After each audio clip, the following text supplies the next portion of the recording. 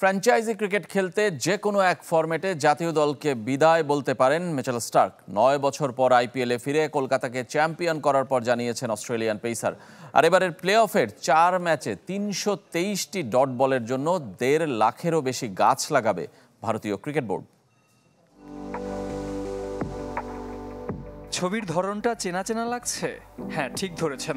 অধরা বিশ্বকাপ ট্রফি নিয়ে লিওনেল মেসির সেই বিখ্যাত পোজের আদলে শ্রেয়াস আইয়ারের ছবি ফেসবুক পেজে পোস্ট করেছে কলকাতা নাইট রাইডার্স। নিশ্চয়ই দারুণ ঘুম হয়েছে শাহরুখ খানেরও। 1 দশক পর আবারও আইপিএল সেরা তার দল। নেপথ্যে আগের 2 বারের চ্যাম্পিয়ন অধিনায়ক গৌতম গম্ভীর।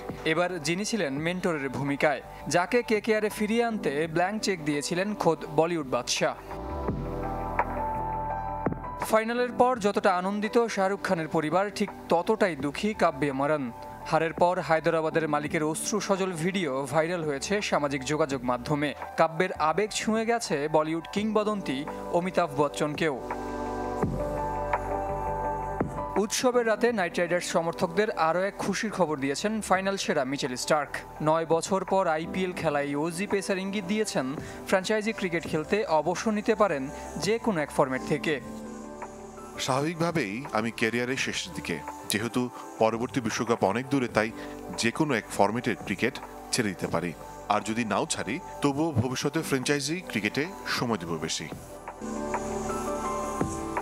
এদিকে এবারের আইপিএল শেষে প্রায় 1.5 লাখ গাছ লাগাতে যাচ্ছে ভারতীয় ক্রিকেট বোর্ড। গেল আসর থেকে প্লে অফে প্রতি ডট বলের জন্য 500 গাছ লাগানোর ঘোষণা দেয় বিসিসিআই।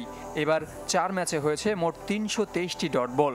সেই হিসাবে এবার গাছ লাগাতে হবে 1,61,500টি, যা গতবারের চেয়ে 14,500 বেশি। জহির সাগর, চ্যানেল 24।